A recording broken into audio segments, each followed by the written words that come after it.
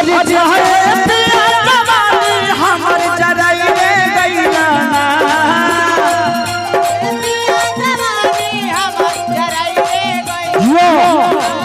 अरे चाहे पिया जवानी हमर जराइए गइला ना।